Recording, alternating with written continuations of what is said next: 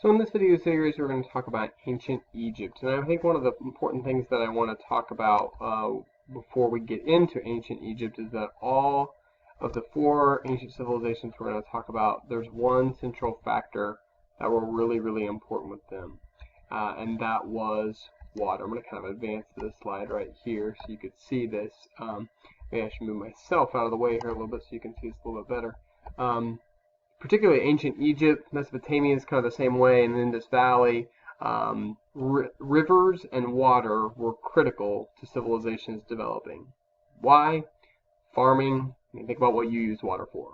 You drink it, you wash your clothes in it, you bathe in it, all the same things that were needed thousands of years ago. And so this is where civilization began. What is civilization? Just more complex forms of people living together. So cities develop, there's government, there's more structure. Those things didn't happen until people landed in the right area to support that. One teacher I had for a class said there wasn't enough calories in a lot of places. So calories are in food, and farming provided more calories. So, and one thing I might talk about in classes is that this development took thousands of years before people started settling down and started farming. It wasn't the kind of thing that just someone started farming and everybody followed suit. So when we're talking about Egypt, we are talking about the Nile and the role the Nile River played. Most of you probably might be a little bit more familiar with Egypt than some of the other ancient civilizations we're going to talk about. But the Nile is often called the lifeblood of Egypt, because without it, life just would not have been able to exist. And some things like the pyramids and like that, and so that's probably going to kind of help give you a little bit more knowledge about things. So this picture right here is the Nile in the lower right-hand corner, and you can see around Egypt there is a lot of desert. So even more critical that there would be water available. And then up here is just an artist's representation of what Egypt would have looked like. Within a couple miles on each side is really where the vegetation is at. And there's a delta that is formed at the mouth of where the river empties into the Mediterranean. And that is really important as well for the delta creates more fertile soil there. You've probably heard of the Pharaoh before. That's the ruler of ancient Egypt. The Pharaoh was also thought of as like a god, and so their authority was kind of ultimate. There are a few examples of female pharaohs, such as Cleopatra, who you may have heard of before, but mainly men were served as pharaoh. The kingdom was divided into the upper and lower kingdoms throughout different times. They were excellent at trading. They had things like gold that they were after, ivory. They would often use the gold in like the burying of pharaohs and things like that with their sarcophagus.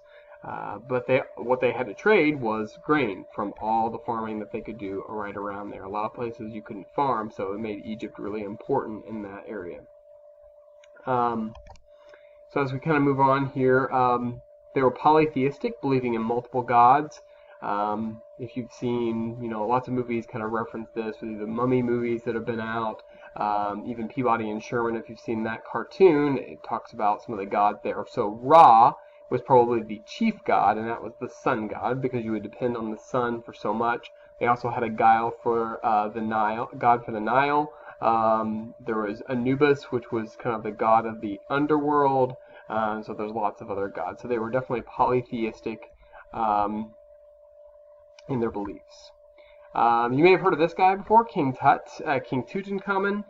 Interesting enough, King Tut really didn't do that much during his lifetime.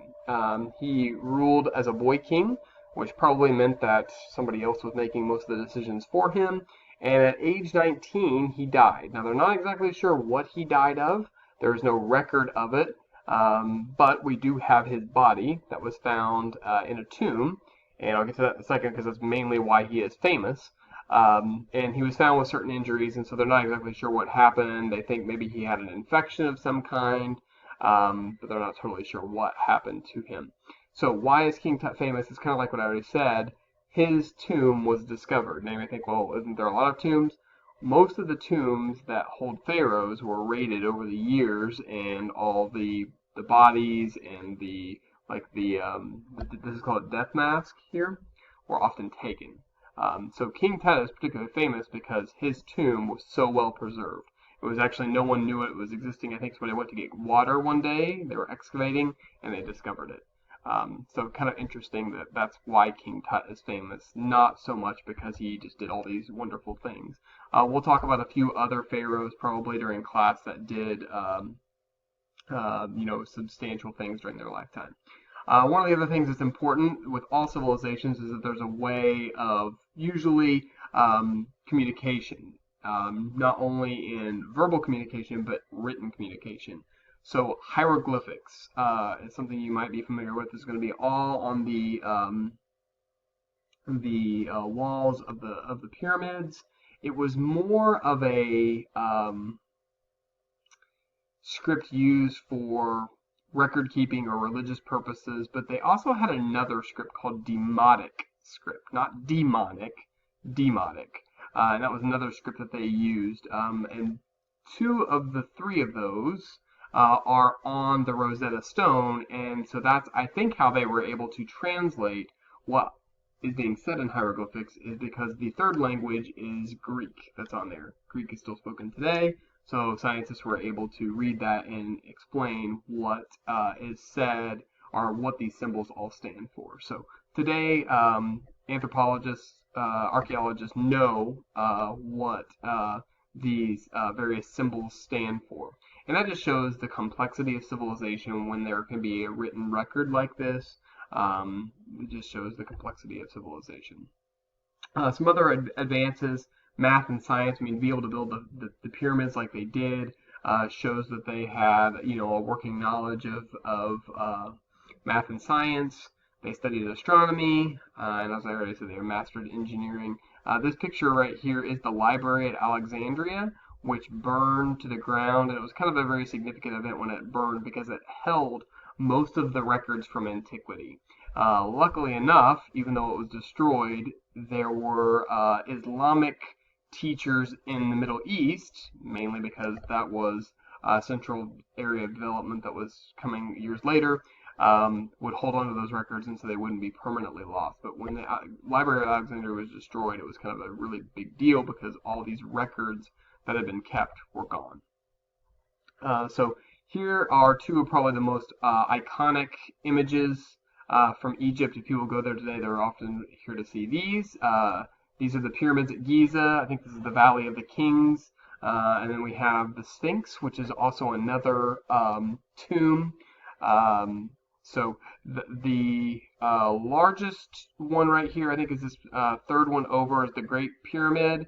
The Pharaoh there, his name was Khufu, and he was the one that was buried there. So people go there today to visit those, but they were very much, not everybody was buried in a pyramid. That's one thing to kind of understand too. Most people couldn't afford even mummification. That wouldn't come until later on in Egyptian history.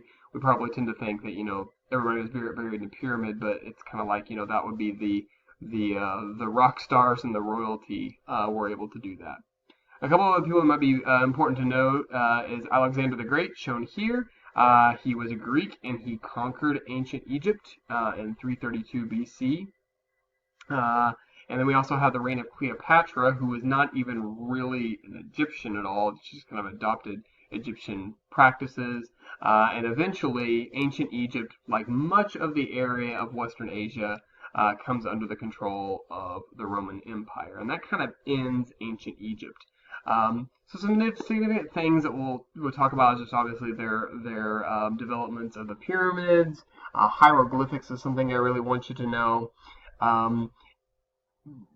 We know that Egypt exists today as a country, but Egypt today is very, very different. Hieroglyphics is not used.